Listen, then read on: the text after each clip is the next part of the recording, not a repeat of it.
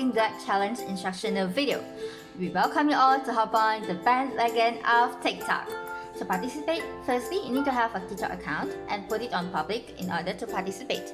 So now, let's change the setting. Okay, after you've done change the setting, you can search on ELCA TikTok account.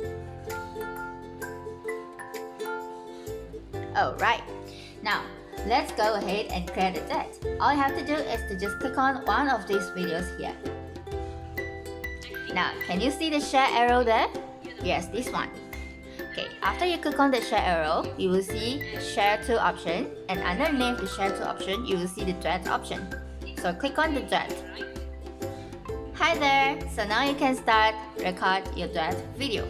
Now, you can also change the speed of the video as you want and start to record the video. Okay, after you have done recording your video, you can click on the stop button and click on this button. Okay, after you click on that right button, now you can do your final check here. Add on the filters or stickers that you want and click on the next button.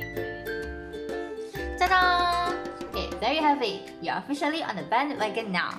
So you just have to add on your caption and click the post button and you will successfully post your duet video. Happy duetting, everyone!